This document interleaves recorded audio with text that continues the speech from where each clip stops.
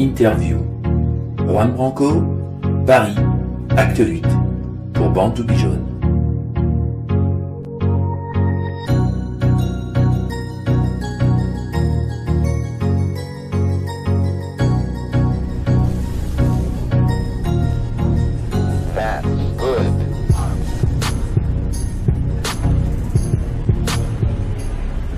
Et voilà, on est connecté. Donc depuis vendredi soir, j'ai pris la route, 23 h, pour arriver à Paris samedi matin à 7 h. Interview de Levi Yarrick. On a couvert toute la journée les événements parisiens et dans de nombreuses villes françaises grâce à notre réseau d'éditeurs sur Born to Be Jaune, ces éditeurs qui sont volontaires, qui donnent de leur personne au quotidien, voire jour et nuit. Et nous sommes là, dans le 6e arrondissement, à proximité du boulevard Saint-Germain, avec notre ami, avec cette personne qui nous a émus à la vision de ce reportage sur la base si j'y suis, avec Daniel Mermet. J'ai nommé le grand, le majestueux, mais jeune Juan Branco. Alors, merci de nous accorder cette interview. Nous sommes fiers de te rencontrer. Tous les éditeurs qui sont avec nous sur cette page, plus oie d'impatience et ont ressenti une certaine fébrilité à l'approche de cette interview. Pourquoi? Parce qu'elle dénonce, donc cette interview que tu as fait avec Daniel Mermet, tous les travers du système et du système politique, financier et médiatique. Et on va parler de ça aujourd'hui. Mais d'abord, tu vas te présenter et tu vas nous raconter un petit peu ton parcours de la plus petite école à la plus grande et donc le parcours professionnel. Alors en deux mots, je suis avocat, donc Juan Branco. J'ai travaillé notamment avec, je suis l'avocat de Wikileaks et de Julian Assange, donc le lanceur, enfin c'est pas le lanceur d'alerte, c'est un journaliste qui a révélé notamment tous les crimes contre l'humanité, crimes de guerre qui ont été commis par les États-Unis en Irak et en Afghanistan, et qui est poursuivi par les États-Unis à cause de ça depuis, et qui est enfermé dans une petite ambassade à Londres depuis 6 ans. Donc moi je m'occupe en France de sa défense et donc j'ai travaillé avec lui, j'ai aussi travaillé avec Mélenchon comme son avocat l'année dernière sur une affaire compliquée de terrorisme d'extrême droite. Et avant ça, j'avais fait ce qu'on considère être toutes les grandes écoles de la République, Sciences Po normale. Et encore avant ça, j'avais été dans un grand lycée parisien qui s'appelle l'école alsacienne, qui est un endroit où on forge l'entre-soi et on prépare les jeunes enfants puis les jeunes gens à dominer, à diriger cette société, à se marier avec les bonnes personnes, à comprendre les bons us et coutumes, etc. À intégrer les rouages. Voilà, c'est ça, vraiment à comprendre comment ça fonctionne, quoi, en quelque sorte, ce petit milieu, ce petit espace que j'ai décrypté. Et avant ça, je suis l'enfant d'un papa et d'une maman qui se sont rencontrés à Paris, qui venaient d'un petit village, l'un d'Andalousie et l'autre du Portugal, de l'Alentejo, et qui se sont rencontrés à Paris et qui ont construit leur vie à Paris. L'un est devenu producteur de cinéma, l'autre psychanalyste. Ils n'avaient pas de sous quand ils sont arrivés, ils ont très bien réussi leur vie, puis après ça a moins bien marché à nouveau, ça a raté, enfin voilà. Donc ce qui a fait que j'étais un peu dans l'entre-deux, dans ces espaces-là, donc très intégré dans ces milieux, et en même temps un peu à côté, ailleurs, en sentant bien qu'il y avait quand même quelque chose de bizarre et qui fonctionnait pas, quoi. Tu es un peu le fruit du romantisme et du courage. Je sais pas, non, je n'oserais pas me qualifier comme ça, non, enfin c'est pas moi qui le dirais en tout cas, mais je suis beaucoup d'estime pour des parents qui sont sortis de leur dictature, en Espagne du franquisme et au Portugal de Salazar, mon père a refusé de rentrer dans l'armée pour aller faire la guerre dans les colonies, et qui ont construit un peu... Ils n'ont pas construit une carrière, c'est ça qui est intéressant. Ils ont vraiment construit un rapport d'exigence. Ils n'ont pas fait mon père n'a pas fait n'importe quel cinéma, mais un vrai cinéma exigeant, qui essayait d'interroger la façon dont fonctionnait la société, la création, etc. Ils m'ont légué un peu ça, je pense. Ouais, ça fonctionne. Alors on est désolé on va devoir parler un petit peu plus fort parce qu'on n'a plus de micro. Ah oui, ok. On a été coupé, donc vous savez comment ça se passe à Paris, c'est toujours le même cinéma. Mais nous disions, et je vais poser la question à Juan Branco, ces palais de la République dans lesquels on se promène, qu'on observe, qu'on regarde à Paris, est-ce qu'ils sont vides de sens et est-ce qu'ils sont vides de contenu? Ouais, alors ce que j'ai pas dit tout à l'heure, c'est que j'ai participé à système un peu, c'est-à-dire j'ai été notamment au Quai d'Orsay. Le Quai d'Orsay, c'est là où il y a le ministère des Affaires étrangères. C'est un grand bâtiment qui a été construit au 19e siècle pour accueillir les autres étrangers. donc les ministres, à l'époque les rois surtout, qui venaient visiter la France. Donc il leur fallait un lieu d'accueil comme ça. Ils ont construit cet énorme palais qui est devenu le ministère des Affaires étrangères après. Et moi, je travaillais au cabinet du ministre, c'est-à-dire en gros les quelques conseillers qui sont autour du ministre, très proches, et qui ont accès directement à lui. Et donc c'était assez rigolo parce qu'en gros il y a toute l'administration, tous les diplomates qui travaillent dans une aile du palais, et il y avait un énorme espace de 3000 m² avec plein de salons de réception, des baignoires dorées, etc., qui avaient été construits il y a un siècle et demi, qui nous étaient réservés. Et on était en fait à peu près 4 à y avoir accès directement. Et en fait, moi, je me baladais là-dedans et c'était tout le temps vide. Donc, c'était l'endroit majestueux que vous voyez de l'extérieur, qui a l'air super impressionnant, plein d'activités, etc. Sa fonction principale, c'est d'impressionner.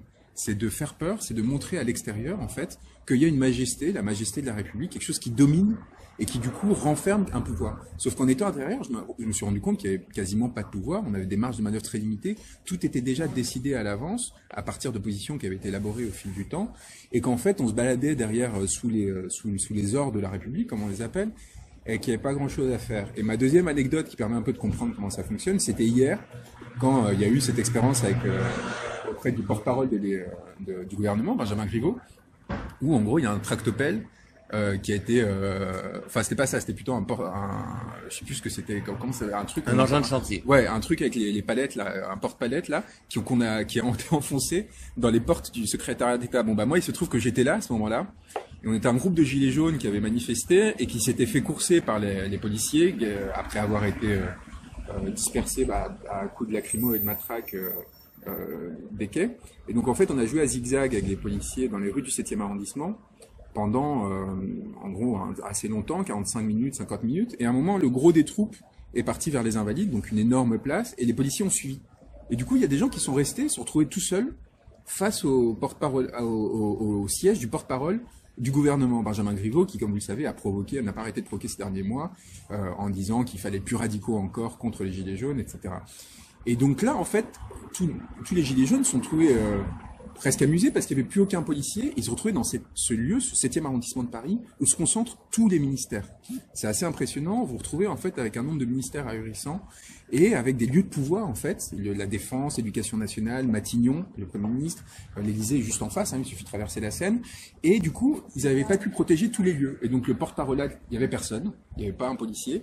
Et les gens commençaient du coup à s'amuser, à sonner pour demander à voir Griveaux, ils ont enlevé les drapeaux, etc. Et après, il y a quelques fous qui ont décidé de prendre un engin de chantier qu'il y avait sur le côté, à côté d'un chantier d'une boutique Yves Saint-Laurent qu'ils étaient en train de construire, et ils l'ont enfoncé la porte comme ça. Et vous sentiez en fait, ce qui était très étrange et très différent de l'image qu'on en renvoyait les médias, c'est que les gens étaient joyeux.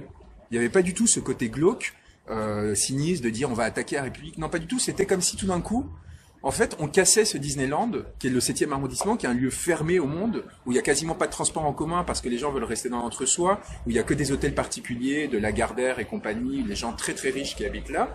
Et là, tout d'un coup, il y a des gens qui se retrouveraient là alors qu'ils sont pas censés y être. Théoriquement, vous n'avez pas le droit d'y être, et quand vous y êtes, vous êtes censé être intimidé. Vous êtes censé avoir peur. Ce que tu décrivais sur cette sorte de grande pierre et d'esthétique particulière des bâtiments de la République, c'est censé écraser les gens. Et ben là, tout d'un coup, il y avait une sorte de renversement du truc. On disait, bah non, en fait, c'est chez nous. Le porte-parole du gouvernement, c'est quoi? C'est celui qui est censé porter la parole du peuple. Et cette personne qui est censée porter la parole du peuple n'arrête pas de nous insulter. Bah qu'est-ce qu'on va faire? Et ça a été très intuitif. On les a vus comme ça. Bah on va rentrer. On va lui montrer que c'est chez nous. On a le droit d'être là, comme l'on fait. Et les médias ont rappelé la dernière fois que quelqu'un avait fait ça, c'était les agriculteurs. Il y a 20 ans, avec Dominique Voynet. Et à l'époque, personne avait prétendu dire que c'était un coup d'État ou quoi que ce soit. Et là, c'était pareil. Parce que le but, à l'époque des agriculteurs, c'était quoi? C'était pareil qu'aujourd'hui. C'était de dire, mais on existe aussi. Notre parole, il faut qu'elle soit portée. On en a marre de ces gens qui sont derrière leurs énormes murs avec leurs grandes portes en bois massif, et qui s'en foutent complètement de nous. Et d'ailleurs, les gens sont entrés et sont quasi immédiatement sortis. C'était symbolique, vous voyez, c'était une forme de dire, voilà, c'est chez nous. Ici, c'est chez les Français, c'est pas chez vous, Benjamin Griveaux. Benjamin Griveaux qui est un privilégié de parcours, mais aussi parce qu'il faut pas que juger les personnes sur les origines, sinon on peut souvent se tromper. C'est quelqu'un qui n'a jamais cessé d'appliquer une politique de classe en faveur des siens, qui a accepté, après avoir été conseiller ministériel, donc il a eu accès à tous les réseaux du Petit Paris, est parti, ce qu'on appelle pantoufler, c'est-à-dire il est parti gagner près de 17 000 € par mois auprès d'une entreprise qui s'appelle Unibail, qui est une grande entreprise foncière, pour faire du lobbying, pour préserver une niche fiscale en faveur de cette entreprise. Vous voyez le truc? Le type rentre en prétendant, dans l'État, en prétendant être au service des gens, et après, il va tirer de cette mission énormément d'argent, 17 000 € par mois, c'est énorme quand même, pour essayer de corrompre l'État en disant non, mais préserver les intérêts de cette entreprise. Pourquoi est-ce que c'est corrompre? Parce que c'est en gros faire dévier l'État, c'est-à-dire la mission de service public, la faire rentrer vers le privé, au service des intérêts des actionnaires de cette entreprise. Et cette personne fait ça pendant 2 ans pour s'en mettre plein les fouilles en gros, et après il décide de revenir en politique et de devenir ministre et de porter la parole du peuple. Et à un moment, évidemment, vous comprenez pourquoi ce type est si provocateur, en fait, n'en a à ce point rien à faire des gens. Il est dans son monde, il est là pour servir ses intérêts, il est là pour reproduire sa position. Et donc là, je pense qu'intuitivement, les gens n'ont pas forcément besoin de tout savoir ou de tout penser. Intuitivement, ils sentent la violence que ce type leur balance, et à un moment, ils décident de la renverser, décident de dire, bah non, vous n'avez pas le droit de nous insulter, pas depuis cette position. Cet endroit, c'est chez nous. C'est grâce à notre argent, grâce à l'argent qui est collecté sur nous à travers les taxes, etc., qu'on a réussi à construire ces immeubles, ces espaces. Ils sont censés nous représenter et pas nous dénigrer. Et voilà, il y a ce geste symbolique. Et évidemment, après, on a voulu en faire un coup d'État, une atteinte à la République, etc. Alors qu'en fait, c'était juste une façon de renverser la violence symbolique et de l'arrêter. C'est vraiment ça ce que les gens ont fait. Et c'est pour ça que j'insiste sur le fait que, comme j'étais là, cette joie, vous voyez, c'est pas glauque, quoi. C'était pas, on va faire un coup d'État, on est des séditieux. Non, c'était vraiment, il y avait une forme de libération. Les types s'amusaient. Ils sont complètement dingues, mais ils s'amusaient. Il y avait un truc de dire, bon, bah, voilà. Ils étaient fiers. Mais oui, il y avait ce truc. Vous le voyez. Je sais pas si vous avez vu, il y a une vidéo à un moment, ils ont levé les bras, ils étaient, ouais, on l'a fait. Et en même temps, on sent que derrière, ils disent, oh putain, les cons, qu'est-ce qu'on vient de faire, quoi, merde. Et en gros, ils s'enfuient tout de suite après. Et les gilets jaunes, en ce moment, c'est un peu ça. Quand, je sais pas, vous avez couvert hier les manifs. En gros, il y a une telle répression policière qu'immédiatement, il faut partir parce que les policiers essayent. Mais pourtant, on a envie de manifester. On a envie de faire quelque chose. Et du coup, qu'est-ce qu'on fait? On zigzague, on se faufile, on joue au chat à la souris. Et du coup, quand on gagne, quand par exemple, ils se retrouvent devant le porte-parole là, en ayant semé les policiers, ils ont envie d'en faire quelque chose, ils ont envie de fêter le truc. Et c'est ce qui s'est passé. Alors, on peut essayer de l'écraser, de dire c'est horrible, je sais pas quoi. Mais dans les faits, il y avait quelque chose de vraiment intéressant. Enfin, en tout cas, que moi, je trouve, ça m'a pas du tout inquiété, au contraire. Alors, ces gilets jaunes qui ont pris ce Transpalette, ce Fenwick pour défoncer les portes du pouvoir. Toi, Juan Branco, tu l'as fait d'une autre manière, en écrivant et retranscrivant tout ça sur papier, avec ces livres qu'on n'appellerait pas un essai, mais qu'on appelle un livre qui n'est toujours pas publié. Il n'est pas publié, vous comprendrez pourquoi en faisant la lecture. Et on va dire que ce livre, Crépuscule, est le Transpalette littéraire que les Gilets jaunes devraient lire. Est-ce que tu peux nous expliquer ce que le fond de pensée que tu as voulu retranscrire dans ce livre, et on va en parler plus tard au fil des questions. C'est marrant, et je pense que c'est pour ça que je suis vraiment content que tu en parles, et je pense que j'étais content d'être là hier, de voir cette Transpalette, parce que je suis assez d'accord avec l'analogie. En gros, moi j'ai été élevé dans ces milieux, c'est-à-dire je connais tous ces gens. Vous voyez, il y a un type qui est complètement inconnu grand public, qui s'appelle Gabriel Attal, qui vient d'être nommé le plus jeune ministre de la 5e République. J'étais en cours avec lui depuis que j'ai 11 ans. Vous voyez, et ce type, j'ai vu d'abord au collège, puis au lycée, puis à l'Alsacienne. Il y a une anecdote rigolote, par exemple, en terminale, ils ont fait un book, vous le savez, tous les élèves, en gros, où ils laissaient les coordonnées, et ils se faisaient des petits photomontages où chacun était censé mettre les photos avec ses copains, qu'il a rencontré pour un souvenir. Vous savez ce qu'il avait fait, lui? Pour vous dire à quel point on est prédéterminé dans ces espaces-là.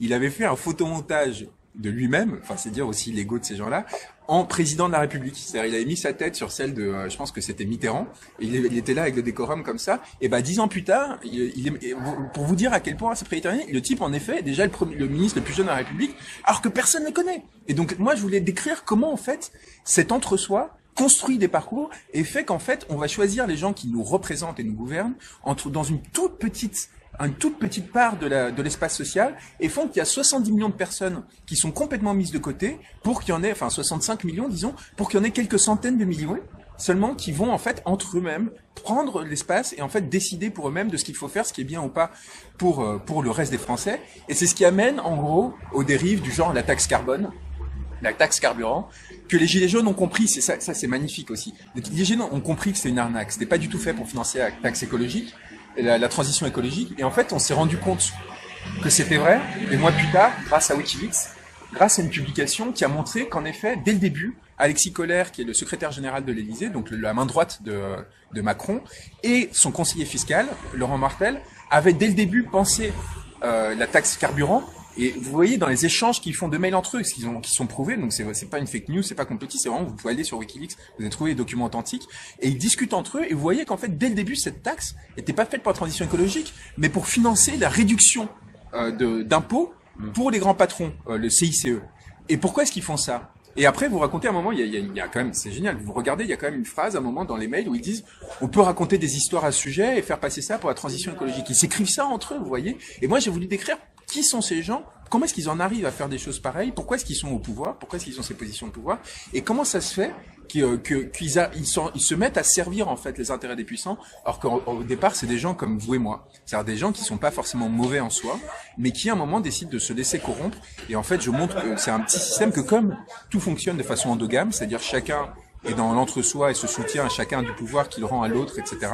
Et ben en fait, ces gens-là vont finir par se rendre service mutuellement et ils vont être prêts à raconter des histoires au reste des Français parce qu'ils vont se dire, un, que personne va s'en rendre compte, et que deux, ça va leur permettre de gagner du pouvoir, parce que si vous rendez des services aux actionnaires de Carrefour et compagnie, c'est qui le troisième plus grand actionnaire de Carrefour? C'est Bernard Arnault, qui a beaucoup aidé Macron, ce genre de choses, je le détaille, et ça vous permet de gagner du pouvoir ou de rester au pouvoir, parce que vous savez qu'enfin, en fin de course, c'est pas forcément le peuple qui a le dernier mot, mais cette oligarchie qui, parce qu'elle contrôle les médias, va contrôler les informations qui vont arriver au peuple et va pouvoir faire élire telle ou telle personne. Et les gilets jaunes, c'est quoi? C'est une rébellion contre ce système. C'est un moment de dire, non, nous aussi on a le droit de décider. À un moment, vous êtes allé tellement loin dans la prédation et dans l'excès qu'on décide de prendre la parole, de reprendre la parole, parce qu'on vous fait pas confiance, parce qu'en fait on fait plus confiance aux médias, on fait plus confiance au fait que vous défendiez notre intérêt. Et à un moment il faut dire on crée nos propres médias comme vous le faites maintenant, et on crée justement les moyens, les outils de nous exprimer directement. Et on arrête avec. Et c'est pour ça qu'il y a une remise en question de la démocratie représentative, que le référendum d'initiative citoyenne est demandé. Tout ça est très cohérent, et tout ça part d'un sentiment en fait de dépossession qui est justifié. Et mon bouquin, en gros, c'est expliquer de l'intérieur de ce petit système, pourquoi est-ce que vous avez raison. Pourquoi est-ce que les Gilets jaunes ont raison de sentir qu'il y a une violation de leurs droits. Pourquoi est-ce qu'ils n'ont pas eu leur mot à dire. Ils sentent qu'ils n'ont pas eu leur mot à dire. Et comment ça s'est construit et comment, du coup, il faut le déconstruire. Alors, je pense qu'on voit au fil des commentaires qui sont en train de défiler que tout ça est absolument limpide. Mais Juan Branco, des Inrocks, à la Cour européenne, au Quai d'Orsay, toi, tu as pénétré tous ces milieux secrets du pouvoir. Et est-ce que c'est dans ces milieux secrets que sont concentrées les informations, ou est-ce qu'on les trouve ailleurs? Notre travail avec Wikileaks, par exemple, c'est de faire sortir ces informations. Oula. Donc, notre travail, Wikileaks, ce qu'ils font, c'est qu'ils publient Wikileaks, ça révèle les secrets des appareils de pouvoir. Moi, je décris Wikileaks comme en gros une bibliothèque des savoirs. C'est-à-dire des gens qui sont, un système qui sert à rendre public des informations de ce petit milieu et à les rendre accessibles à tout le monde, et pas à faire confiance, comme on le faisait jusque-là, aux journalistes, dont la fonction sociale, c'était de faire l'intermédiaire. Vous savez, les journalistes, c'est des gens qui ont un accès privilégié au pouvoir.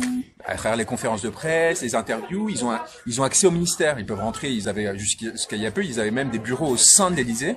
Donc c'est des gens à qui la société a donné un pouvoir particulier, théoriquement, pour contrôler le pouvoir au nom de la société. C'est ça la fonction fondamentale du journalisme, vous voyez. Sauf que cette fonction a été progressivement dévoyée, et notamment comment? Par le rachat de tous les journaux et des médias par des milliardaires. Des milliardaires qui vont racheter ces médias. Pourquoi? Pour gagner de l'influence auprès des hommes politiques, pour que ces hommes politiques prennent des décisions à leur faveur. En gros, il y a des deals, par exemple, entre Arnaud Lagardère et son homme de main, Ramzi Kiroun, que je décris dans mon bouquin, avec Macron, où en gros, on lui file des couvertures de Paris Match, et vraiment, c'est comme ça que vous avez connu Emmanuel Macron, comme tout le monde. Il y a eu 29 couvertures de Paris Match en quelques mois. Cette personne qui était complètement inconnue, on l'a propulsée dans l'espace public, et comme les gens se méfiaient pas. Ils savaient pas qu'il y avait tous ces liens d'interpénétration, qu'il y avait tous ces calculs, etc. Regarder Paris Match, et tout d'un coup, ils voyaient ce type sympa avec sa femme, Brigitte Macron, qui avait l'air très sain, qui avait l'air d'avoir envie de bouger les choses. Et ils faisaient confiance. Sauf que là, en fait, il y a une arnaque. Il y a une arnaque complète, et ils sont allés tellement loin parce que les arrangements oligarchiques entre Lagardère, Macron, les deals qu'ils ont fait pour réussir à faire sortir l'information étaient tellement grossiers qu'à un moment, le truc a explosé. Justement, Wikileaks décide, par exemple, et le journaliste citoyen en général, c'est l'idée de dire, il y a plus d'intermédiaire. Sans filtre, on balance toutes les infos, et c'est aux citoyens de décider. Et ça, c'est très important, parce que quand vous avez un contrôle oligarchique, c'est-à-dire que quelques personnes détiennent 90% de la presse, vous imaginez, il y a 10 personnes, 10 milliardaires, qui contrôlent 90% de la presse française aujourd'hui. C'est hallucinant. Donc 10 personnes dans Paris, c'est des gens qui dînent ensemble, qui invitent à déjeuner les politiques, etc., et qui ont un pouvoir incroyable. Ils peuvent faire ou défaire la réputation de quelqu'un. Parce que comme ils ont accès à ces gens-là, ils ont accès à leurs petits secrets. Et comme ces gens-là ont été éduqués dans les mêmes sphères, dans les mêmes écoles, les mêmes lycées, etc., ils sont tombés amoureux les uns des autres, ils ont des affaires de cul, etc., bah, vous pouvez leur faire des chantages, vous avez accès très rapidement à leur intimité, vous pouvez jouer là-dessus, Paris Match, Closer, etc., quand ils sortent des infos sur l'intimité d'un homme politique, vous pouvez être certain qu'il y a un intérêt derrière, c'est une façon de manipuler, de faire pression, etc. Et bah, ce truc, il fallait le décomposer à un moment, il fallait le faire sauter, et il faut le faire sauter de différentes façons. Wikileaks le fait d'une façon, les Gilets jaunes le font d'une autre façon, ou le font d'une façon. Et moi, en étant à l'intermédiaire, à l'intersection de ces mondes-là, mais en n'ayant pas envie d'y appartenir, parce que c'est puant, parce que vous voyez bien en fait que tout le monde se tient par la barbichette, j'ai pas envie de servir l'intérêt d'un tel pour après réussir moi-même à me faire monter, parce qu'à la fin, vous faites plus de politique. Vous intéressez plus aux gens, vous intéressez plus à savoir quelle est la meilleure décision pour tout le monde, vous intéressez à savoir quelle est la décision qui va vous permettre de devenir ministre ou de devenir président. Et vous ne prenez vos décisions qu'à travers ça. Et c'est comme ça qu'en fait la France a commencé à s'effondrer et le système a commencé à pourrir. Et moi je voulais faire sauter ça. Je vais faire sauter ça et la meilleure façon de le faire, c'est d'exploser ces réseaux. Vous voyez, il y a Xavier Niel par exemple qui m'avait invité à déjeuner. Il y a 5 ans, Xavier Niel, le propriétaire de Free, mais aussi, donc c'est la 7e fortune mondiale, française, pardon, je pense. Il a 7 milliards d'euros en compte en banque, mais c'est aussi le mari de la fille de Bernard Arnault. Première fortune de France, 4e fortune mondiale, patron de LVMH, premier annonceur de France, propriétaire du Parisien, etc. Vous savez, le Parisien, pourquoi est-ce que le Parisien a eu cette couverture horrible sur Gilets jaunes? Parce que c'est la propriété de Bernard Arnault.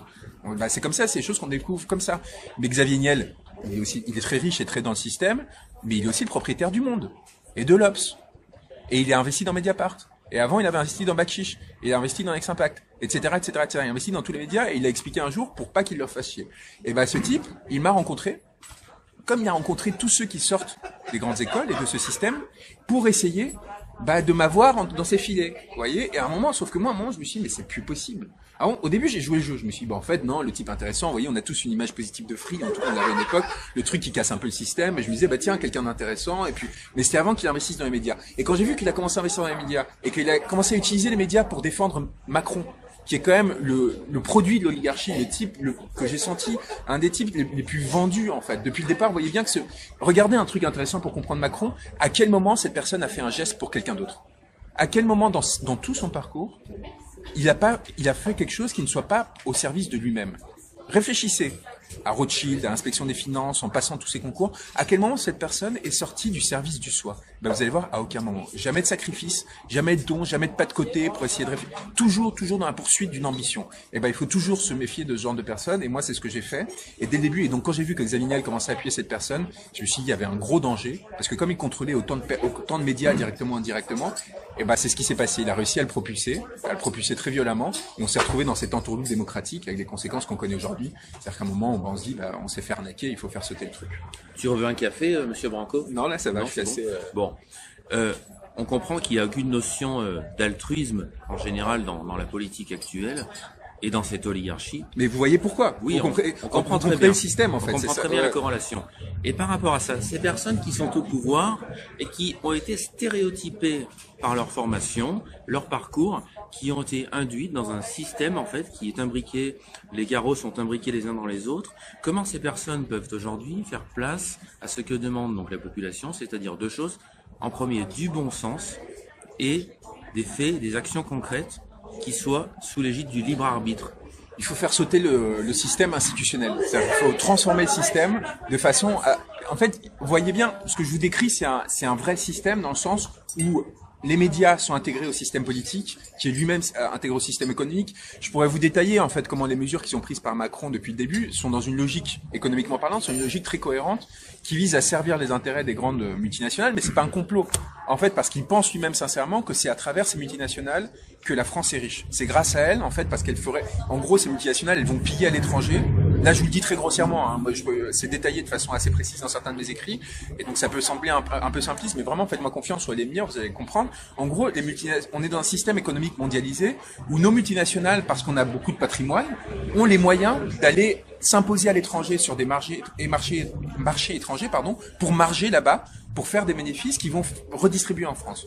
Mais vous voyez que ce système, il n'est pas moral et il n'est pas sain. Parce que du coup, on ramène en France de l'argent qu'on ne mérite pas forcément d'avoir. Et surtout, on le fait comment? On le fait en fragilisant les Français eux-mêmes. Parce que la contrepartie de ça, c'est qu'il faut que pour avoir ce patrimoine, les multinationales, elles doivent avoir des marchés captifs.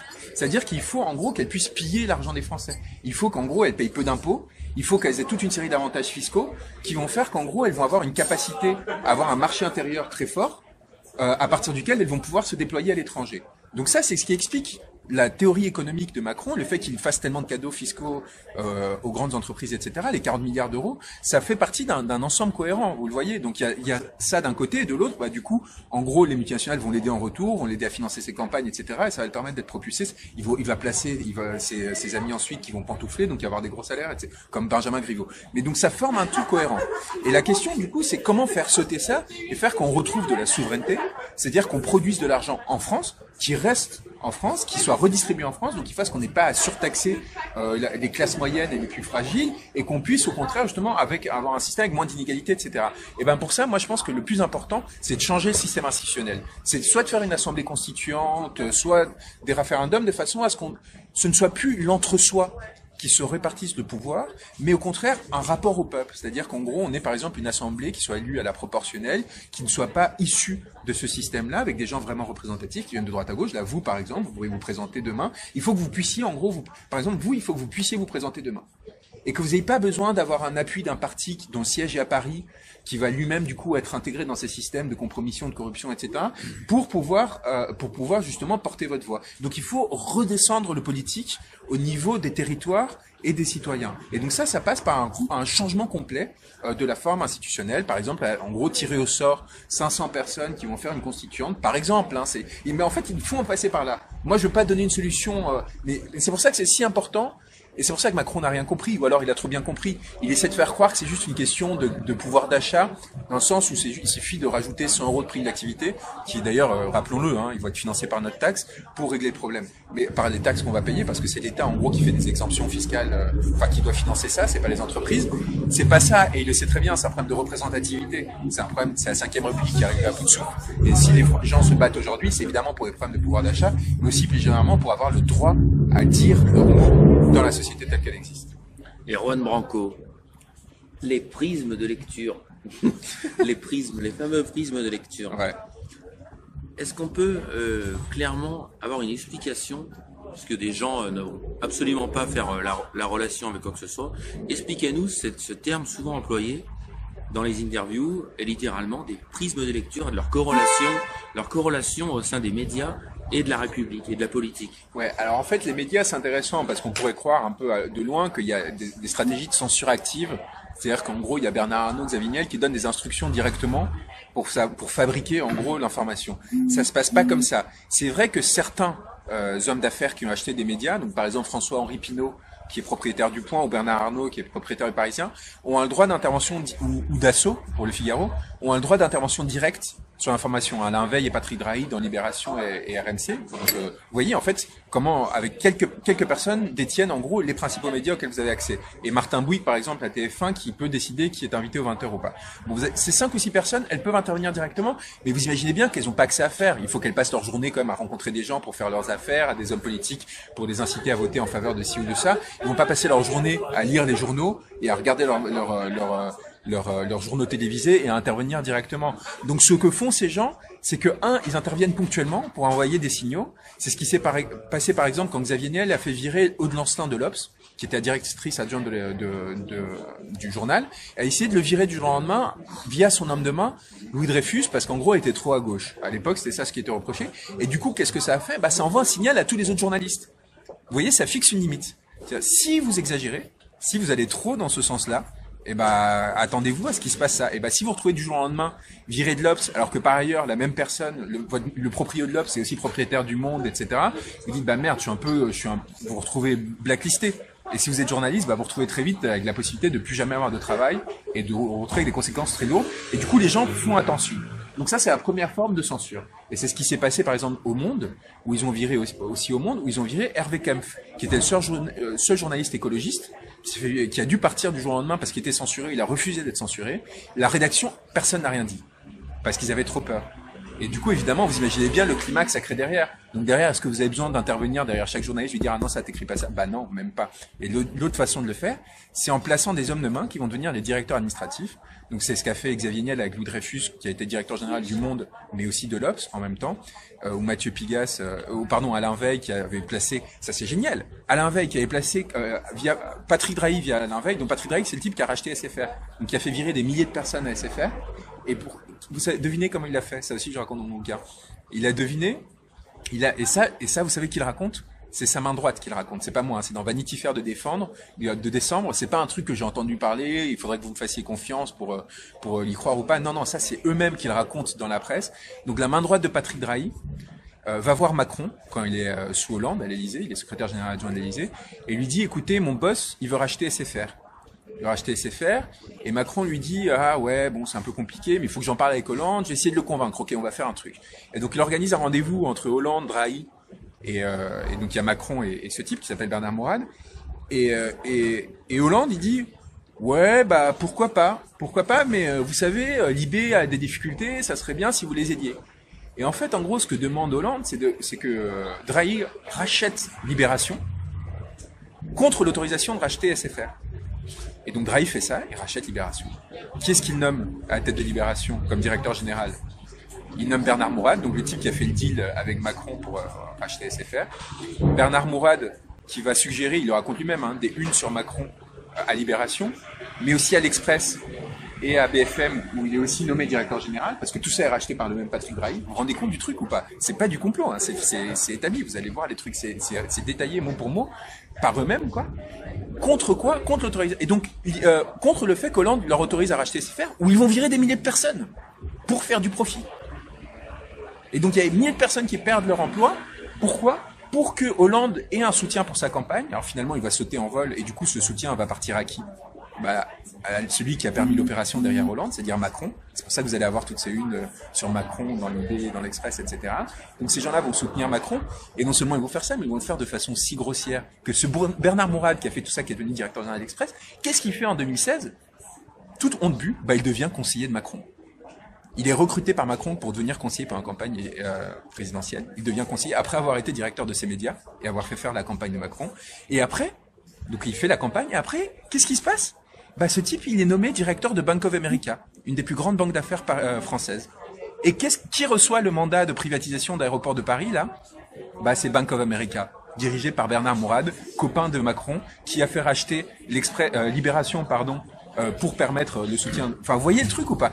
Vous voyez comment ça produit des effets complètement terrifiants? Et donc, on risque aujourd'hui de se retrouver sans aéroport de Paris, qui est un truc super profitable, qui rapporte énormément d'argent aux Français chaque année. Pourquoi? Parce que ces gens ont décidé de se faire plaisir entre eux, de s'appuyer entre eux pour se promouvoir. C'est un énorme scandale. Ça a des effets sur les destins des Français. C'est des milliards qui vont disparaître des caisses de l'État. Et ils font ça à ciel ouvert. En le disant ouvertement, en disant ah mais non mais c'est pas si grave, c'est normal, etc. Et entre temps, qu'est-ce qui s'était passé dans Libération? Bah évidemment, ce Bernard Mourad, il a fait recruter qui comme directeur de la rédaction? Bah il a fait recruter Laurent Geoffrin, qui est un camarade de promotion de François Hollande, qui a été plume de François Hollande, c'est-à-dire qui a écrit son bouquin en 2016 sans le dire à personne, et qui en même temps c'est des éditos dans l'IB en prétendant que c'est un journaliste indépendant, et qui continue aujourd'hui à donner des leçons de démocratie aux gilets jaunes, etc.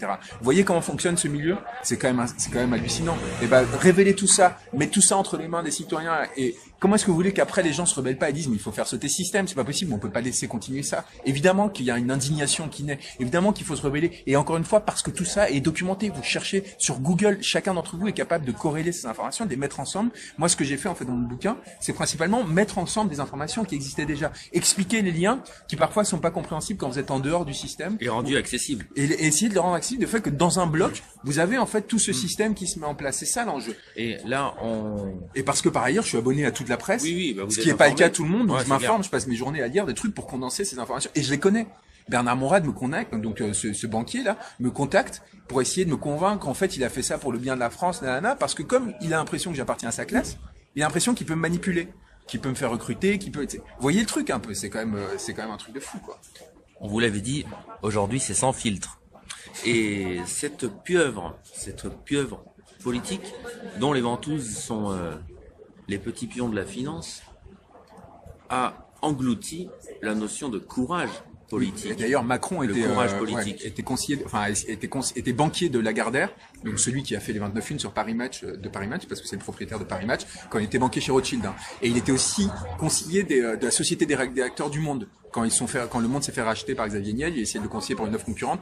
Enfin, vous voyez bien l'intérêt qu'il avait à faire, au-delà du fait de gagner 3 millions d'euros en 2 ans. Enfin, pardonnez-moi, mais je comprends même pas comment on a laissé cette personne se présenter à la présidence de la République quand il est allé, en fait, pour utiliser les réseaux que l'État lui avait donnés. Parce que ce type, au départ, c'est pas quelqu'un, mais comme il réussit les concours de la République, tout d'un coup, on le présente aux personnes les plus importantes du pays, mais théoriquement pour qu'il serve l'État, pour qu'il serve les Français. Sauf que lui, qu'est-ce qu'il fait? Il part avec ses réseaux, il part dans le privé pour se faire payer des ponts d'or pour servir ces gens et pour leur permettre de faire des opérations de fusion-acquisition, etc. Comment est-ce qu'on a pu? Comment est-ce qu'on a pu? Parce que les journalistes n'ont pas fait leur travail, ils n'ont pas expliqué aux Français à quel point déjà ça, le fait de pantoufler, de passer du public au privé pour gagner des millions d'un coup, c'était un scandale. Et dès le moment où vous faites pas ce travail d'explication, vous laissez des gens en fait qui sortent de nulle part partir. Pardon, c'était juste pour parce que ça me fait penser à ça. Pendant une époque, du coup, la presse, je pense il y a 10 ou 15 ans de ça, voire un peu plus, a été quand même assez réorganisée. Oui. Et à cette époque-là, ces pions se sont positionnés et on n'avait pas l'interaction des réseaux sociaux qui se sont révélés un petit peu comme des rebelles informationnels. Et toute cette notion de courage politique qui a disparu, qui avait avant, il y a 10, 15, 20 ans, certaines personnes ont eu du courage politique. Est-ce que vous, Juan Branco, vous l'avez vu dans les rouages actuels? Oui. Des gens sont passés de l'idée de servir des idées à servir leurs intérêts. C'est ça qui m'a rendu fou, en fait. C'est ça qui m'a dégoûté. Parce que moi, le capital que la France m'a donné, le fait de faire ces grandes études, de pouvoir avoir accès à ces gens si importants, d'avoir un pouvoir, etc., c'est un don que la France vous donne. C'est-à-dire que 66 millions de personnes passent leur vie à travailler, à payer des impôts, à s'investir pour eux-mêmes, mais aussi du coup pour leur pays. C'est pour ça qu'on accepte de payer autant d'impôts en France, etc. C'est-à-dire qu'à un moment, ils vous donnent le privilège, vous, d'avoir accès aux meilleures institutions de France. À un moment, si vous ne vous sentez pas redevable, si vous dites pas qu'il faut construire quelque chose à partir de là et rendre ce qu'on vous donne, ne serait-ce que pour préserver le système, pour que ça reste justifié, pour que les gens se rebellent pas et disent mais en fait tout ça c'est de la merde, il faut le faire sauter parce que ça sert à rien. Finalement les gilets jaunes, ils se rebellent contre le fait qu'on leur demande des sacrifices énormes et ils se rendent compte qu'à la fin en fait c'est pas dans leur intérêt, c'est pas dans l'intérêt du pays, c'est même pas pour une noble idée en fait. Et c'est ça qui m'a révulsé profondément. Et là moi j'ai une théorie là-dessus, on en parlait tout à l'heure, c'est que en gros, ce système tenait tant que les élites françaises étaient issues principalement, de façon très forte, de la résistance. C'est-à-dire, il y avait un moment, cette idée de courage en politique, c'est-à-dire des gens qui se sont levés contre l'opposant et qui ont créé des réseaux de solidarité à l'intérieur de ce système et qui ont un moment eu le courage de sacrifier potentiellement leur vie, parce qu'en gros, vous pouviez mourir, pas seulement si vous étiez en première ligne, mais même socialement. Vous pouviez finir complètement isolé. Si jamais le pétainisme avait duré 30 ans, 40 ans, comme c'est arrivé en Espagne ou au Portugal avec les dictatures franquistes et salazaristes, et vous étiez engagé en résistance avec De Gaulle et compagnie, c'est pas seulement le risque d'être torturé, emprisonné, etc. C'est que derrière, vous étiez foutu à vie, alors que vous faisiez partie des élites, alors que vous étiez censé devenir général, vous étiez censé devenir haut fonctionnaire, vous aviez une vie. Et ces gens-là ont pris ce risque énorme. Et donc, évidemment, les 20, 30 ans qui ont suivi, les gens qui étaient au pouvoir, même un type comme Valéry Giscard d'Estaing, qui est à l'opposé de mes idées politiques, c'est un type qui a 17 ans, il devient résistant. Il avait fait Polytechnique, 17 ans, il s'engage dans les Français libres, et il va participer à la libération de Strasbourg. Vous imaginez bien, ce type, en 74, quand il est élu président de la République, il a un rapport aux politiques qui est pas celui de Macron. Vous voyez, qui est pas celui de Sarkozy, c'est pas quelqu'un qui est là pour piller, quoi. C'est pas quelqu'un qui est juste là pour faire carrière. C'est quelqu'un qui sait d'où il vient, qui sait les sacrifices qu'il a fallu faire. Et moi, ce qui m'a principalement dégoûté, c'est que j'ai vu, en fait, le délitement.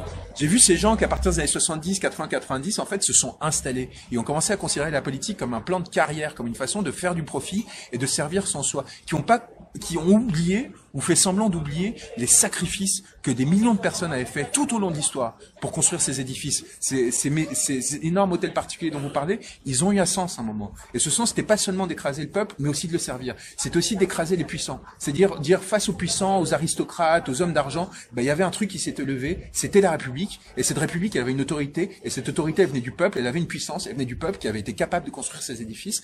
Et ces édifices, il faut leur redonner du sens. Il faut qu'à nouveau, ils deviennent cette maison du peuple. Il faut à nouveau que tout ce que nous on fait pour contribuer à cette construction collective, elles nourrissent non pas justement des opportunistes comme Benjamin Griveaux qui sont là juste pour faire de l'argent, pour jouir de leur plaisir, de cette position sociale qu'ils vont avoir dans le petit Paris pour après pantoufler et gagner de l'argent, et pour pas gagner une position sociale, faire un beau mariage, etc., reproduire leur carrière de père qui en l'occurrence était notaire, etc. Mais vraiment à un moment dire, non, là il y a une idée.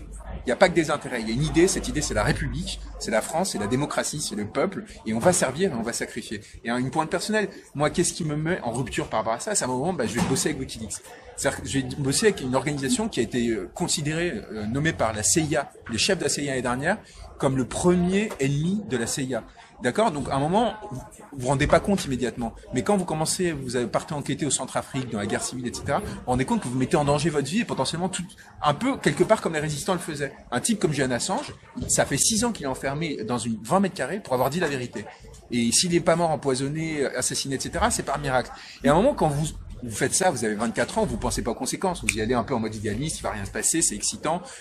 C'est pas du tout une question de se dire j'étais un héros, pas du tout. Au contraire, je suis allé complètement inconscient. Mais peu à peu, vous commencez à sentir peser sur vous la violence du truc. Vous commencez à sentir la violence des institutions qui essaient de vous poursuivre, vous censurer, vous écraser. Vous commencez à sentir votre espace social se rétrécit. C'est-à-dire que les gens que vous fréquentiez, ils commencent à avoir un peu peur de vous. À se dire, mais putain, mais peut-être que ce type, en fait, il va révéler mes compromissions, etc. Et vous commencez à sentir, en fait, que votre vie pourrait être sacrifiée à cause de ça. Et moi, je trouve ça très beau, finalement, parce que du coup, ça donne un sens à la vie. Et c'est ça qu'il faut. Quand vous devenez ministre, quand vous devenez conseiller municipal, quand vous devenez député, il faut qu'il y ait cet engagement, cette prise de risque. Il faut que vous soyez Et si vous votez un jour, et pourquoi est-ce qu'on n'a plus envie de voter? Parce qu'on sent plus cet engagement chez les gens qui se présentent à nos suffrages. On sent plus cette envie de se battre. On sent plus cette prise de risque. Et il faut reconstruire ça. Il faut reconstruire cette notion de danger. Et un dernier mot. À un moment, j'ai parlé de la violence. Et j'ai dit à un moment, il y a 15 000 personnes qui meurent du chômage chaque année en France. C'est une étude de l'INSERM, le meilleur institut de statistiques en France. 15 000 personnes, ça fait 400 000 personnes qui sont mortes depuis 30 ans parce que personne n'a eu le courage de prendre des décisions politiques qui s'opposeraient aux intérêts des plus puissants, des plus riches et qui diraient à un moment on va régler ce problème. Pourquoi? Parce que aucun des hommes politiques aujourd'hui n'a peur du chômage. Parce qu'ils sont dans cette coalition d'intérêts. Ils savent très bien que s'ils se comportent comme des bons petits soldats du système, on leur proposera un poste dans le privé, payer 15 000 balles par mois. On leur proposera un poste dans la fonction publique qui leur permettra d'avoir un salaire garanti à vie. Donc il faut leur faire sentir une forme de danger. Il faut à nouveau qu'ils sentent qu'ils aient peur, vous voyez, qu'ils aient peur de perdre leur position sociale, qu'ils aient peur, y compris potentiellement physiquement, qu'ils aient peur de perdre leur chose et qu'ils se disent à nous, ouais, en fait, c'est sérieux ce qu'on est en train de faire. La décision qu'on est en train de faire, c'est pas que pour nous, ça a des conséquences et ça peut avoir des conséquences pour du coup en négatif et pas seulement à notre intérêt. Hier soir, je revenais des manifestations et je passe près du faubourg Saint-Honoré. On passe pas près du faubourg Saint-Honoré toutes les 2 minutes. Et j'ai constaté de manière très simple que le moindre indice d'entrée et d'accessibilité par rapport à ces portes qui doivent être ouvertes à la population sont aujourd'hui barricadées et fermées de manière outrageuse. Et si les Gilets jaunes arrivaient à renverser ce gouvernement, toute cette mafia est infiltrée dans les rouages, mais très profondément, comment on va pouvoir faire, nous le peuple, pour reprendre le contrôle de tout ça et éradiquer à la base la moisissure jusque dans les moindres fissures de cette oligarchie dont Macron est le pur produit authentique, construit de toutes pièces, du coup. C'est un élément de puzzle infini. C'est très compliqué, c'est pour ça que je parle de système. C'est des trucs qui vous voyez, qui s'imbriquent. C'est pas juste une personne quelque part qui s'est compromise, parce que dans tout système il y a de la corruption. Dans tout système, à un moment il y a de l'endogamie. Vous finissez par fréquenter les mêmes personnes. La question c'est comment est-ce qu'on renouvelle ça. À un moment on a beaucoup parlé de la méritocratie française. La méritocratie française, c'était fait pour faire quoi? Pour créer des élites républicaines qui remplacent les élites aristocratiques. Donc des gens issus du peuple, au mérite, qui viendraient justement avoir des positions de pouvoir, mais qui n'étaient pas censés s'y installer. Sauf que là, nous, ce qu'on a fait, c'est qu'on a reconstruit une aristocratie. Et du coup, en gros, les concours, etc., c'est devenu non pas une façon de renforcer la République, mais au contraire de la piller. Donc il faut commencer par réinterroger ça. Aujourd'hui, vous me disiez tout à l'heure, il y a 1% de fils d'ouvriers et d'employés à l'école normale supérieure. L'école normale supérieure, c'est quoi? C'est l'institution républicaine par excellence. C'est de loin, avec Polytechnique, l'institution la plus sélective en France. Vous avez 15 000 personnes chaque année qui, pendant 2 ans, préparent le concours, pour 2 ans de prépa après le bac, où en gros, déjà pour rentrer dans la prépa, en gros, soit vous avez une mention très bien au bac général, soit c'est mort. Et après ça, vous devez rentrer dans cette prépa, faire 2 ans, survivre pendant 2 ans à un rythme infernal, pour réussir après à faire partie des 100 parmi les 15 000 qui vont être rentrés dans cette école. Vous voyez, donc ce truc, en fait, c'est censé vraiment recruter les meilleurs des meilleurs. Vous allez vraiment me faire croire que s'il y a 1% des ouvriers, 1% de fils d'ouvriers dans cette entreprise, c'est parce que les fils d'ouvriers sont plus bêtes génétiquement qu'un fils de bourgeois? Évidemment que c'est pas ça. C'est juste qu'on a détourné le système de façon à en faire un truc au service de la reproduction sociale, pour que les fils de bourgeois, ils aient une place garantie dans le système. C'est-à-dire qu'ils ne soient jamais mis en danger, et j'en reviens à ça, il n'y a jamais de risque pour eux. Donc remettre en question tout ça, remettre en question le fonctionnement éducatif qui fait qu'aujourd'hui, si vous êtes né à 30 km de Paris, dans une banlieue parisienne, ou dans un petit village de Savoie, vous allez avoir 40 fois moins de chances de réussir un des concours de la République que quelqu'un qui est né dans le 6e ou le 5e. C'est le début de tout. C'est le début de tout, c'est redonner sa chance à tout le monde de réussir dans la vie. Et c'est pas les discours à la Macron, à la con. Il faut vraiment foutre à ras ces entreprises, ces institutions qui prétendent qu'elles donnent leur chance à tout le monde et qui du coup écrasent encore plus. Parce que vous voyez bien la violence du système derrière. On vous fait, mais non, mais c'est parce que vous n'avez pas mérité. Vous avez raté le concours. Alors que vous aviez les mêmes chances que tout le monde. On vous a laissé vous présenter. Mais que dalle, évidemment. Cette bourgeoisie parisienne, elle s'est organisée, elle s'est unifiée pour étouffer le système démocratique. Mais c'est des générations et des générations d'entre-soi. L'école normale, dans les années 30, elle produit encore Sartre, elle produit encore Camus, elle produit encore Foucault, elle produit de très grands intellectuels, de très grands penseurs qui, rayonnent dans le monde, parce qu'en effet, à ce moment-là, on sélectionne vraiment les meilleurs, et pas juste les fils d'eux, les héritiers, etc. Mais aussi, surtout, des gens qui, du coup, ont un lien à la République, ont un lien au peuple, et ont envie de défendre leurs intérêts collectifs et pas leurs intérêts individuels. Vous voyez, il n'y a pas cette individualisation. Donc, mais génération après génération, on en est arrivé un jour où, non seulement aujourd'hui, c'est plus le cas, mais du coup, qu'est-ce que ça provoque? Ça provoque qu'on rayonne plus dans le monde, qu'on produit de la littérature médiocre, on produit de la pensée médiocre, on produit des chercheurs et des hommes politiques médiocres. Pourquoi? Parce que c'est devenu endogame. C'est un peu, vous savez, comme les dynasties du 16e, 17e, 18e siècle, des grands rois, etc., où la moitié des gosses mouraient parce qu'en gros tous les cousins couchaient avec les frères qui cousaient avec les je sais pas quoi, et vous finissiez par avoir une pauvreté génétique très forte, et du coup soit ils naissaient à demi sénile, ou des choses comme ça. Et aujourd'hui c'est la même chose socialement parlant, c'est-à-dire qu'il y a plus, comme il y a plus de concurrence, il y a plus de pression sur ces élites, elles ont fini par s'installer, par se conformiser, par arrêter de penser. Et ça, il faut foutre vraiment le boxon. C'est-à-dire qu'il faut les faire trembler à nouveau, de les agiter, les forcer à réfléchir à nouveau, à s'engager. Et l'idée, c'est pas de créer une société horizontale, mais c'est de recréer une société dans laquelle il y a une base saine où les gens vont se battre pour une idée, etc.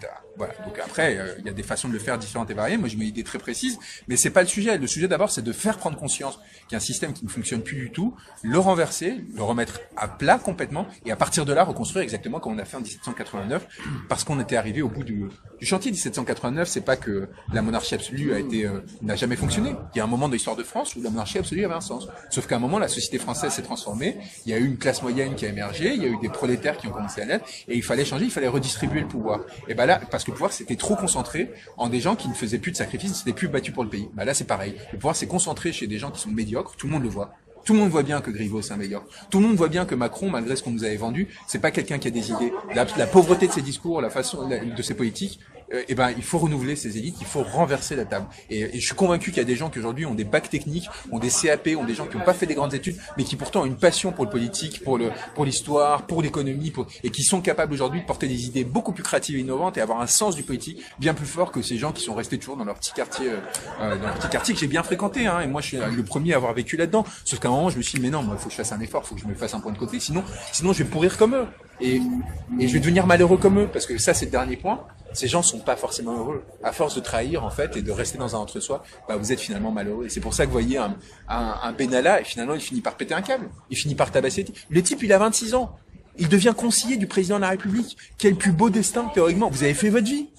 Vous sentez plus, quoi. Vous êtes génial. À un moment, vous devez être heureux. Non, le type se sent tellement mal qu'il est obligé de sentir un premier mètre, d'aller se défouler sur un citoyen pour essayer de s'amuser. Enfin, vous imaginez psychiquement ce que c'est dire. Si même à l'Élysée, ils se sentent comme ça, mais enfin, si même en accédant au sein des saints, etc., vous devenez un violent parce que vous pétez des plans, c'est qu'il y a un vrai problème dans l'ensemble du système, pour les plus riches, les plus pauvres, pour tout le monde. Et c'est ça qui est en train d'exploser. C'est une perte totale d'intégrité. Et par rapport à ça, vous qui avez baigné dans cette mare au canard, où je lustre ta plume, tu me lustres la plume, ça se passe comme ça concrètement. Ouais. Du coup, il faut pas trahir. Il faut pas trahir. Surtout pas. Non, mais vraiment, c'est important. Il faut pas trahir. Comment toi tu as fait pour ne pas être attiré, je pense que c'est déjà de par ton éducation, ta culture, où tu es informé, etc. Comment est-ce que tu as fait pour ne pas être happé là-dedans, parce qu'ils sont forts d'arguments quand même. Et qu'est-ce qui te porte aujourd'hui? Est-ce que c'est ce sentiment, on va dire, d'injustice sociale qui d'une certaine manière t'insurge, et littéralement on le lit dans Crépuscule. Et de détresse psychique. C'est-à-dire que moi, en fait, je pense qu'on peut pas rompre avec cette violence, avec le système comme je l'ai fait, sans avoir vécu un épisode traumatique. Et ça a été mon cas. C'est-à-dire moi, j'ai vu avec WikiLeaks, en fait, je me suis complètement déraciné de ce système. Je savais pas du tout que je m'engageais dans un truc aussi violent. Je savais pas ce que c'était de se confronter à la CIA. Je savais pas ce que c'était d'aller devoir enquêter dans la guerre civile, d'aller aller chercher des informations au cœur du néant, dans des lieux qu'on est en train de piller avec nos entreprises avec Arriva et compagnie. Je savais pas ce que c'était l'idée d'avoir peur de sortir dans la rue parfois parce qu'on était menacé. Et je savais pas ce que c'était surtout la lâcheté. Parce que pour rappel, t'as quand même compté les morts. Ton travail, c'était de compter les morts sur le tableau des conflits syriens et de les rapporter lors de réunions qui étaient complètement stériles. Ça, c'était avant au Quai d'Orsay, ouais. Voilà. C'est-à-dire que quand j'étais dans le système notamment, je m'occupais de la justice et des droits de l'homme, et donc toutes les semaines, je faisais des rapports sur ce qui se passait en Syrie, puis je m'occupais des droits de l'homme, et je voyais une sorte d'indifférence complète, parce que les gens, en fait, étaient complètement, ils avaient pas de créativité, ils avaient pas de pensée, ils voulaient pas s'engager, ils attendaient juste d'être nommés ambassadeurs au tour d'après, et entre-temps de survivre et de se distinguer auprès du ministre. Vous voyez, ça fonctionne en vase clos, en fait. Ces petits, j'allais dire, c'est des larbins, mais il faut pas insulter, c'est des Sous-fifres. Ouais, des sous-fifres, quoi. C'est des gens qui vont, en fait, qui sont là pour plaire, séduire, pour se faire promouvoir, et qui, en fait, du coup, vont avoir un bon salaire, un bon statut à l'étranger, vont se faire reconnaître par leur père. Et en fait, on est tous grégaires, on est tous des animaux sociaux qui ont envie de plaire à notre entourage. Et ce qui est bien avec des gilets jaunes, c'est qu'on casse ça. C'est-à-dire, tout d'un coup, en fait, on se rend compte c'est pas forcément le pouvoir qui va. C'est-à-dire que ce qui est bien aussi, c'est de se sentir en harmonie avec des personnes à qui on n'aurait pas parlé d'habitude. Tout était tellement sclérosé qu'on se parlait plus entre nous, et du coup, on était obligé de s'inféoder au système existant. Et là, on se rend compte qu'en fait, on est des millions à avoir senti une détresse, un sentiment de souffrance et d'injustice, etc. Et on peut s'identifier les uns aux autres sans avoir plus honte d'être la marge. En fait, la marge devient centre.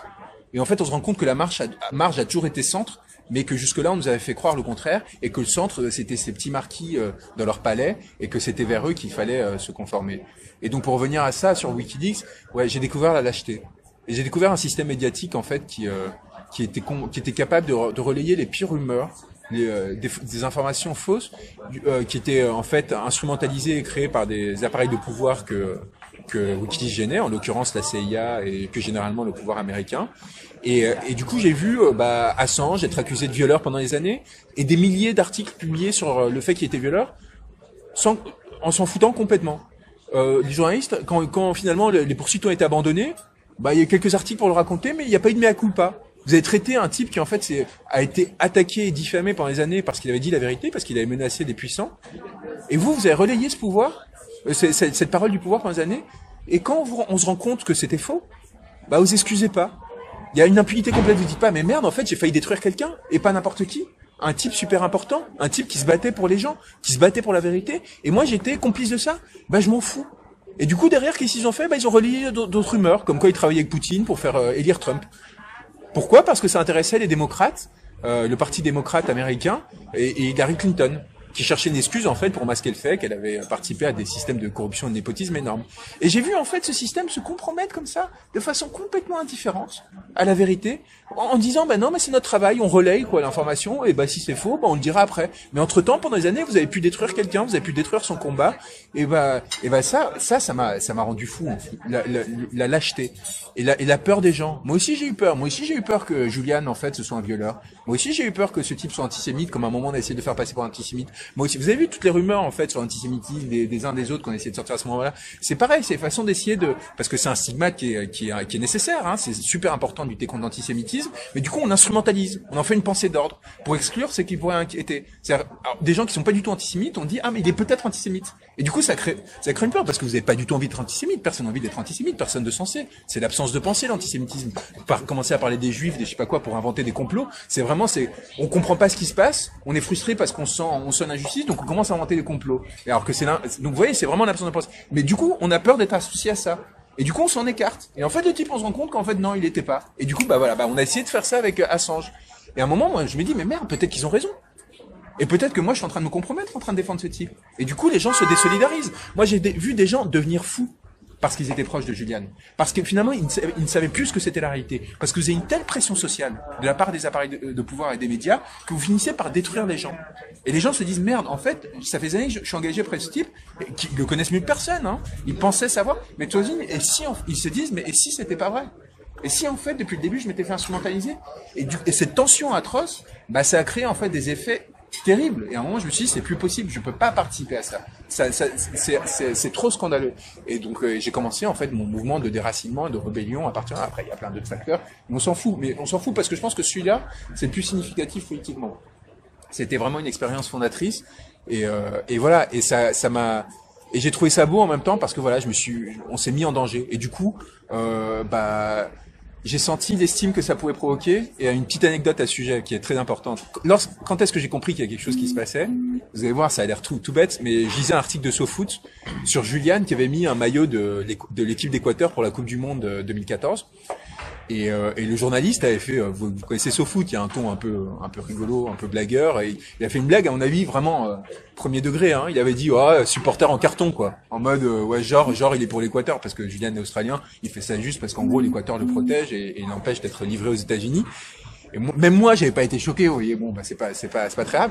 Il y avait eu 200 commentaires sous l'article en disant aux journalistes mais tu te prends pour qui? Tu sais ce que ce type a fait pour tes libertés? Tu sais ce qu'il a sacrifié pour nous permettre de connaître la vérité, etc.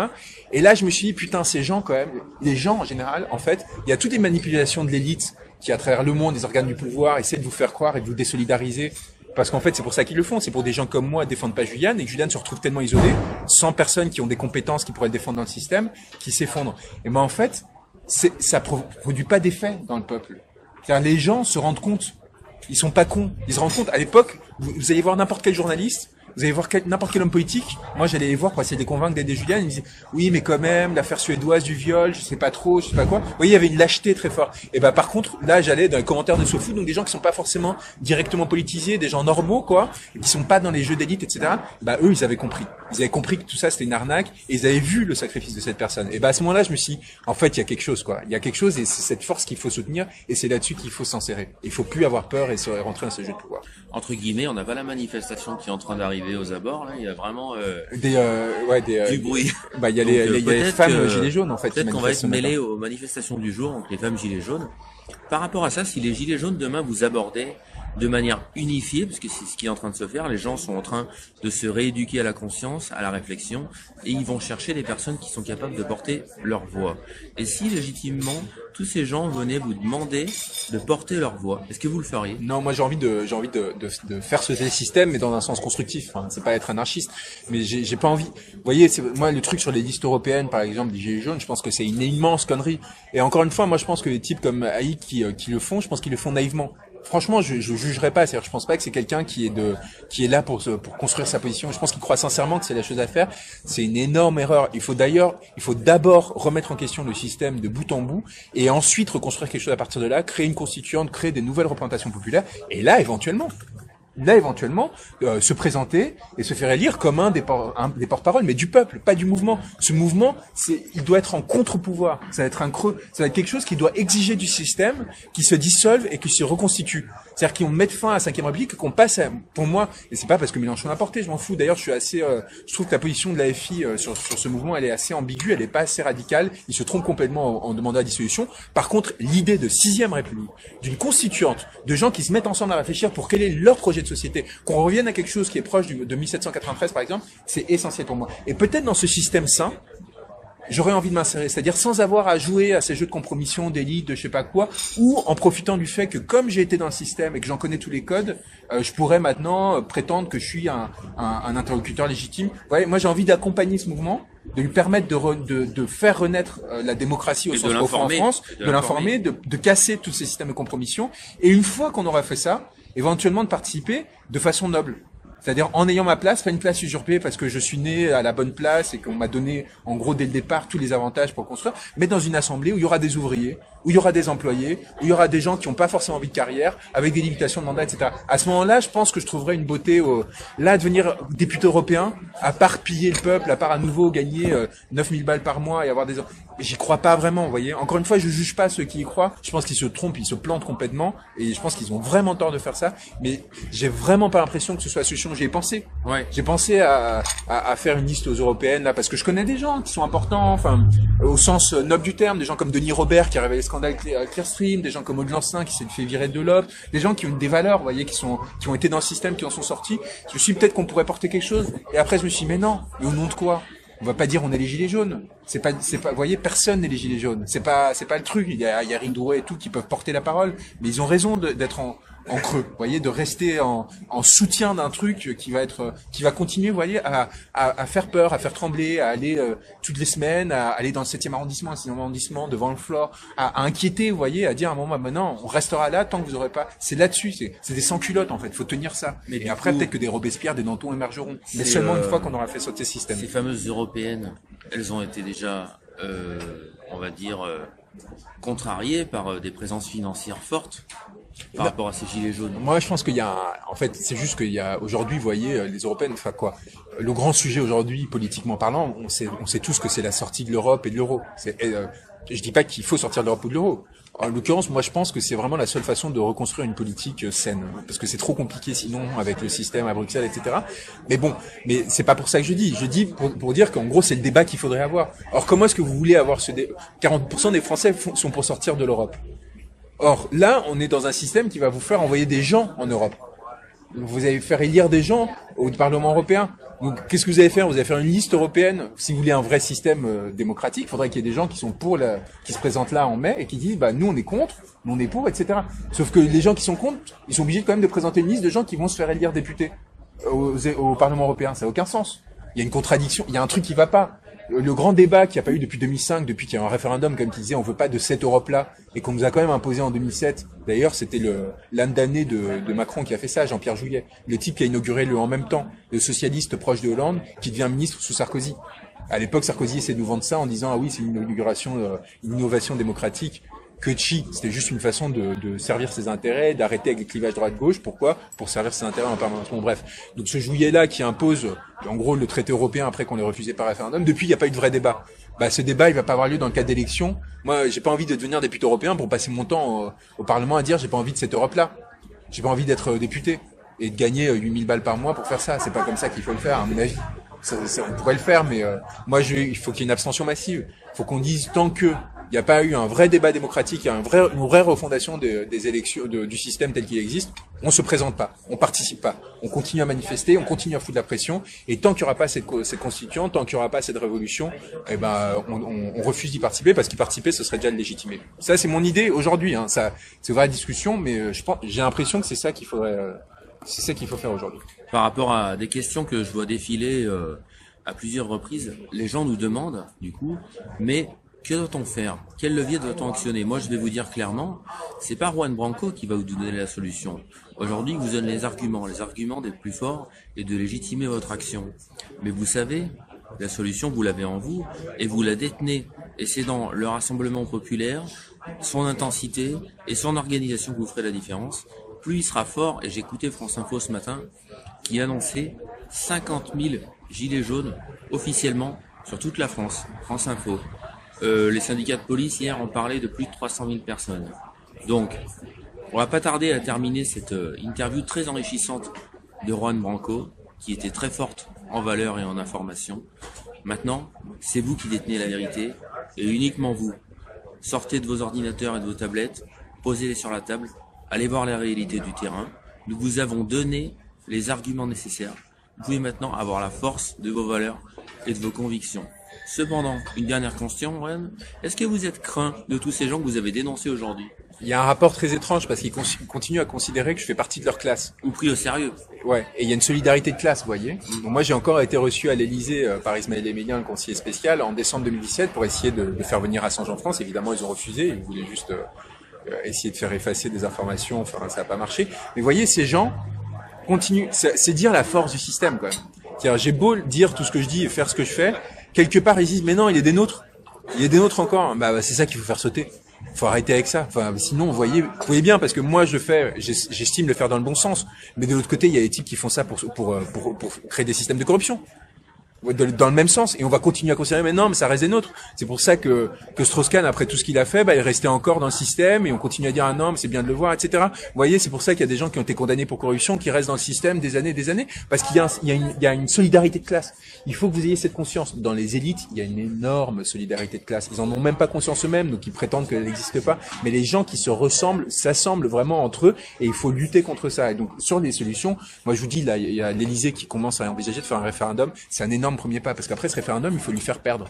Quoi que ce soit, quel que soit le sujet. Et derrière, du coup, vous le forcez à réorganiser les élections, soit législatives ou autres. Et après, à nouveau, et c'est comme ça qu'on enclenche une dynamique positive, où on va à nouveau retrouver le pouvoir pour les populations. Et je peux vous dire que la prochaine fois, les systèmes de caste qui ont fait que Macron a été élu, avec toutes ces compromissions, avec les unes de Paris Match, etc., cette fois, ça n'a pas fonctionné parce que vous êtes bien rendu compte de l'arnaque qui s'était mise en place. Et cette fois, justement, quoi qu'il arrive, ça va se structurer différemment. Donc c'est vraiment là-dessus, il faut continuer à faire pression. Continuer à faire pression, ne rien lâcher, jusqu'à ce qu'il y ait un effondrement du système et une reconstruction. Et encore une fois, je dis, en tant que démocrate, en tant que républicain, c'est pour les valeurs qui ont créé notre système, qui ont fait que la France est la France, que je défends cette idée. Les gens qui vous accusent d'être factieux, les gens qui vous accusent d'être là pour faire des coups d'État, pour je sais pas quoi, vous devez vous battre contre eux en leur disant, non, c'est vous qui êtes factieux, c'est vous qui, en défendant ce système qui est de plus en plus corrompu et qui défend les intérêts des particuliers et d'une certaine classe, c'est vous qui êtes en train d'atteindre à nos principes, c'est vous qui êtes en train de corrompre ce système. Et si vous lisez cet article que j'ai,